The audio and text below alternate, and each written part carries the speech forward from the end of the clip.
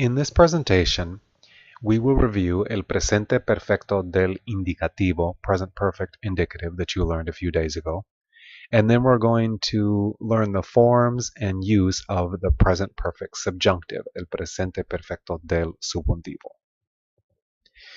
En el capítulo 14 estudiamos el presente perfecto del indicativo, or present perfect indicative en inglés. En inglés se forma con el presente del verbo to have más el participio pasado. So you will remember that a few days ago we learned how to form what we call the present perfect, or the present perfect indicative. And as you can see here, the present perfect uses forms of the word to have, I have, you have, he has, etc., plus a past participle. So for example, I have spoken, you have eaten, he or she has worked, etc. And we can normally use this interchangeably with preterite or past tense. For example, you can say, I worked. You could just say I and worked. Or you can say, I have worked. And for the most part, there's not much difference between those. However, if you want to state from a particular time, you have to use present perfect. For example, you have to say, I have worked since 2000. You normally don't say, I worked since the year 2000. You have to say, I have worked. But you could ask somebody, for example, did you eat this morning? Or you could say, have you eaten this morning? Either way. So in español, you could say, ¿comiste esta mañana? Preterite. Or you could say, ¿has comido esta mañana? Have you eaten this morning? So pretty much they're interchangeable. Muy bien. Okay. In español, once again, let's review those forms. We use forms of the verb haber in Spanish. The verb haber, and remember the forms are very irregular. Let's go over them again. Has, ha, hemos, habéis, han. Has, ha, hemos, habéis, han. So that's the have. I have, you have, he or she has, or you have formal, we have, etc. Muy bien. And then, of course, we combine that with past participles. Now, our past participles generally end in ADO, like hablado, spoken, trabajado, worked, practicado, practiced, bailado, danced, or jugado, played. They can end in IDO if they're ER or IR verbs, like recibido, comido, asistido, sido, tenido. And then we have many irregulars, such as roto, hecho, dicho, escrito, etc. So this is the present perfect indicative. And of course, we would use this in a situation where we have concrete, factual statements such as, I have eaten today, they have worked all night, we have studied for 2 days, etc. Muy bien. But what happens if you have a sentence that has a subjunctive trigger in it? Well, we have to have a way of being able to do the present perfect, but in a subjunctive scenario.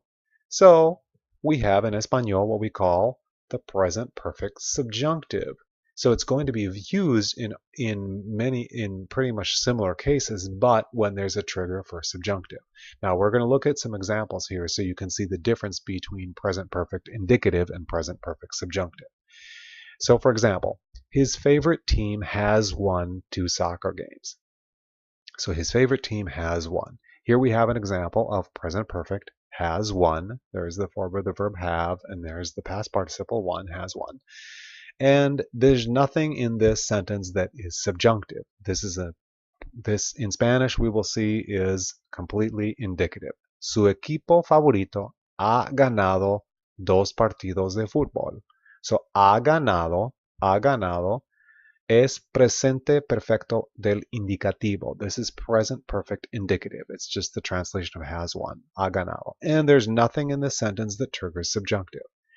But vamos a mirar un ejemplo. Let's look at this example in español, or in English here. I haven't heard yet, but I hope that my team has won. Now I have the word that in parentheses because we often just leave it out and just say, I hope my team has won. But notice it says, I hope that my team has won. Well, in English, these two expressions are the same. Has won has one. But notice that this particular sentence, it was setting us up for subjunctive. Why is that? Because it says, I hope. And you will remember that hope falls under the E of weirdo. That's a subjunctive trigger. That means we cannot just put the word ha ganado here. Because if this is a subjunctive sentence, ha ganado isn't subjunctive, it's indicative. So we have to have a way of making it subjunctive. And here it is. Let's read the sentence. Dice, todavía no he oído nada, pero espero que mi equipo haya ganado también. I haven't heard anything, but I hope that my team has won as well, or has won also. Notice haya ganado. So notice we don't have ha ganado here, but haya ganado. Why? Because we have a subjunctive trigger, and so we have to use a subjunctive verb. And haya is the present perfect subjunctive. So rather than saying ha ganado, we have haya ganado. Vamos a mirar otro ejemplo. I hope that she has arrived. Well, you'll see right here, she has arrived. There's your present perfect, has and arrived. But it says, I hope that she has arrived. So we know also that when we do this sentence in Spanish, it's going to have to be subjunctive because of hope there. So let's look at our translation. Espero que ella haya llegado. Espero que ella haya llegado. So notice, right here we have the word haya. That is subjunctive here because we have the word hope. Let's look at another example. I doubt that they have gone fishing before. I doubt that, or I doubt they have gone fishing. Once again, we often leave the word that out. That's why I have it in parentheses. I doubt they have gone fishing. Well, here we have present perfect. Have gone. They have gone. But we have set ourselves up for subjunctive because it says I doubt. And when you say I doubt something, that triggers that verb here to be subjunctive. So we can't say the regular present tense an. We have to use subjunctive, which is the word hayan. So we would say, dudo que ellos hayan ido a pescar antes. Dudo que ellos hayan ido. So hayan ido is the expression have gone, but subjunctive. Now let's take a look at how do we form this. Let's look at our forms. So you can see instead of saying yo he, tú has, usted or él, ella, ha, we now have the word haya.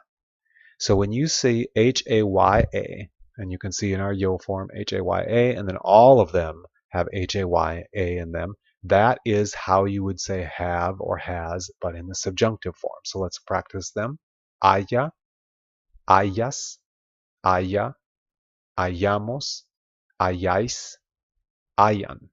And we just combine that with the past participle. So the past participle is always going to stay. That's never going to change. We just have to decide now if the sentence we're going to use is going to be subjunctive or not subjunctive. If it's not subjunctive, you use the has, ha, hemos, habéis, han that you saw earlier. If it is a subjunctive sentence, you'll use haya, hayas, haya, hayamos, etc. Muy bien? Okay. Vamos a hacer una práctica. Let's do a practice, and we'll do sentences that have a couple sentences that actually have both so you can see the difference. Now, as I've done before, I'm going to leave out the verb, but I'll give you the verb that we'll work with, and you can make practice trying to get the form right. So, number one, yo sé que ellos blank a Nepal, pero no creo que blank el Monte Everest. So what are we saying here? Well, we're saying I know, there's the expression yo sé, I know that they blank to Nepal, but I don't believe that blank Mount Everest. So what are we trying to say here? We're saying I know that they have gone to Nepal, but I don't believe they have climbed Mount Everest. Escalar being the verb to climb. Well, the first part of this sentence, yo sé que ellos blank a Nepal, is there anything subjunctive about that? Not at all, because it says I know they have gone. So we would say in that sentence, han ido, present perfect indicative. Notice nothing subjunctive about that at all. But in the second half of the sentence, it says, but I don't believe that they have climbed Mount Everest. Well, you will remember, no creo, I don't believe, That's doubt. That is a trigger for subjunctive. So what will go in this second blank here? Hayan escalado. So I don't believe that they have. There's the they have, and it's in subjunctive because it says I don't believe. And then the past participle of the verb escalar, nice and easy, escalado. So notice we have present perfect in both cases. One is present perfect indicative, the other is present perfect subjunctive. Now I'm going to say this sentence once more, and I want you to say it after me. Yo sé que ellos han ido a Nepal, pero no creo que hayan escalado el monte Everest. Muy bien. Let's look at another example. Es verdad que yo blank a caballo, pero no es verdad que blank. Well, what are we trying to say here? We're saying it is true that I, and montar a caballo means to ride a horse, but it is not true that, and then the verb to fall. So we're most likely saying it is true that I have ridden a horse, but it is not true that I have fallen. Well, if it's true that I have ridden a horse, there's nothing subjunctive about that. So this would be present perfect indicative. So what would go in this place? Well, we want the present perfect form. We want the form of haber that goes with yo, and then we want the past participle of the verb montar, which is regular. So that would be he montado. Es verdad que yo he montado. It is true that I have ridden a horse. Now we have, but it is not true that I have fallen. Well, if it's not true, when you say something is not true, that is the subjunctive trigger. So that means that in this case, we're going to have to use haber, but we're going to have to use the subjunctive form. So it's going to look very much like this one, except for yo, it will be what word? Haya. Now, this is a reflexive verb, caerse. So you have to take se off and put it in the front and make it agree with yo, because it's the one, I'm the one who has not fallen. So notice, let's read it again. Es verdad que yo he montado a caballo, pero no es verdad que me haya caído. And a lot of times, because you don't pronounce the H and there's a lot of vowel sounds here, things will just run together. And you would say me haya caído. And you almost don't, I mean, you can hear it, but it just runs together. Me haya caído. Muy bien. Let's look at another sentence. Espero que ellos blank las entradas. Espero que. Well, I hope that. That looks like a subjunctive trigger. So we know in this sentence we're setting ourselves up for subjunctive. I hope that they, what? Have purchased the tickets. Entradas are tickets like into a movie theater or a sports game. So we would say, espero que ellos. We know it's subjunctive. So what word do we want here? Well, since it's ellos, it's going to look just like this one. We're going to have the word hayan and the past participle of comprar, comprado. Espero que ellos hayan comprado las entradas. I hope that they have purchased the tickets. Muy bien. And our last example sentence. Dudo que nosotros blank lo último de estos conceptos gramaticales. What are we saying here? I doubt that we have seen, there's the verb to see, I doubt that we have seen the last of these grammatical concepts. You're absolutely right. I doubt that we have seen the last of these grammatical concepts. So, have seen, we want to say, but we know it's subjunctive because it says, I doubt that. Doubt is a trigger for subjunctive. So what form of haber will go right here? Well, it's going to look similar to this one, except that it's nosotros. So that will be hayamos. And then the past participle of the verb ver, you will remember that's an irregular one. It's not going to be vido, but visto. Hayamos visto. So our sentence says, dudo que nosotros hayamos visto lo último de estos conceptos gramaticales. So as you can see from these examples here, what you really have to do, there's two ways to say have. It's either going to be he, has, hemos, habéis, han, or it's going to be haya, hayas, haya, hayamos, hayáis, hayan. You just have to decide, is my sentence going to be an indicative sentence, nothing subjunctive? Then you use present perfect indicative. Does it have a subjunctive trigger in the front of it? Then you're going to have to use these forms that we just learned, haya, hayas, haya, etc. Okay, muy bien.